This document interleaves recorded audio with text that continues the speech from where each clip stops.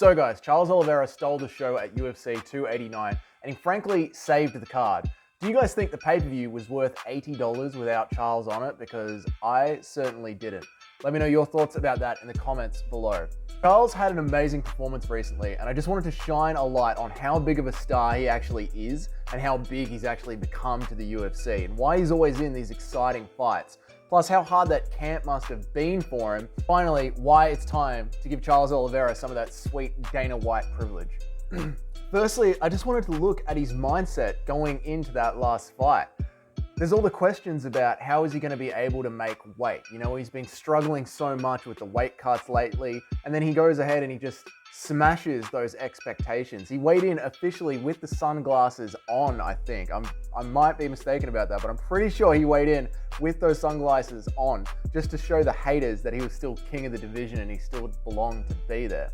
Then there's the entire mindset of what happens to a former champion as well. You can either go down the Robert Whittaker path and focus on working your way back up to the title fight, or you can be like so many UFC champions that we've seen in the past. You know, they've just descended into a sad losing streak and just destroy their lives with drugs and alcohol. Conor McGregor. I think what we saw, guys, is Charles is clearly going down the Robert Whittaker route. His team seems so locked in and he was so calm at the start of the fight. He even went over and gave Beneil Dariush a hug just to let him know how very sorry he was that he's about to crush this man's dreams and ruin his 8-fight winning streak.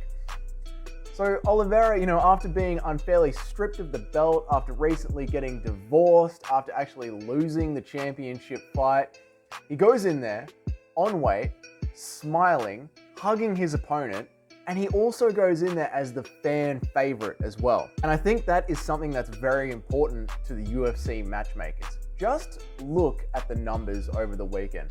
UFC Countdown on YouTube, the countdown show that shows the Oliveira portion of the countdown, has 600k views, whereas Amanda Nunes, the main event, has 130k views.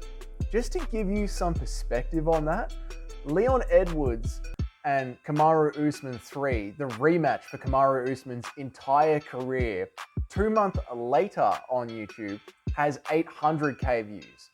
Oliveira carried the pay-per-view on his own in a 3-round fight as the underdog. Oliveira and Mike Malott were the only reason the crowd were cheering over the weekend as well. After being the champion, is now going into this non-main event fight with everything that we just spoke about previously. Plus, he's seen as the people's main event. He's the reason the card needs to deliver. The fight starts, and very quickly, Charles Oliveira ends up on his back underneath Beneil Dariush. And he looked so calm under there. He was working for submissions, he was throwing up elbows, and he had to play around on the bottom to see how he was going to go. And then we got to about the last minute and a half of the round. Oliveira realizes he's not going to win anything here on the ground. And as easy as anything, whenever he wants it to happen, he just scoots out, stands back up, puts Beneil Dariush at range, and realizes, right, I got a minute and a half left. It's a 3-round fight. I really need to win this round because I've been losing so far. And not only does he put points on the board, he puts Beneil Dariush away. We saw it. Charles ends up winning the entire fight. But what was special to see was look at the amount of emotion that came out of that man after winning a simple 3-round fight. Charles Oliveira has been in the UFC forever. There's a reason he has so many records under his name. He wins a 3-round fight, not even the main event, and he breaks down into tears. It just goes to show how important that fight and that moment was for him. Because again, we're looking at a man who has been stripped of everything, and now it is the time to climb that mountain again. And to climb that mountain again in the UFC lightweight division is not an easy thing to do, even for the first time around. That means what do you do now? What do you do with Charles Oliveira now? Look at the top 5. Conor and Chandler are booked. Justin Gaethje is booked. Dustin Poirier is booked. The former champ just won, and the former champ just won in 1 round and barely got hurt. And Islam Makhachev is booked for October and doesn't have anyone to fight. It was interesting, wasn't it? At the post-fight press conference, Dana White couldn't say that Oliveira was next, but he was having a real hard time saying that Oliveira isn't next. And since the last time that these two fought, Makhachev and Oliveira, the current champ has been showed that he can bleed. He's not Khabib. He is beatable. Volkanovski beat him in every part of that fight except on the judges' scorecards. And Islam has already said that he doesn't want to fight Oliveira again. I don't blame him. Now that Oliveira has lost it all, stayed calm, climbed back, I wouldn't want to fight this new mythical fighter, English-speaking Super Saiyan 3 Oliveira either. Unfortunately, I don't think Islam is going to have a chance. You've got a real contender now that is available to fight. And the reason I brought those numbers back up is because that is Dana White's favorite part.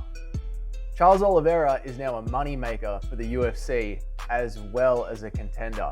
And he's a moneymaker that's happy to be there. He's not like Colby Covington or George Masvidal was or Nate Diaz was, always asking for more money with every single fight. Oliveira's happy to be there and keep fighting. And the fans are happy to buy a pay-per-view to watch Oliveira fight. To Dana White, that is the most important thing going on here. So I don't see how we can't book Oliveira a plane flight to Abu Dhabi next. There's no reason or no one else for Makhachev to fight. Volkanovski's already booked up and won't be able to make the rematch if he does win his next fight. It's just too soon. That is going to be a brutal fight for Volkanovski.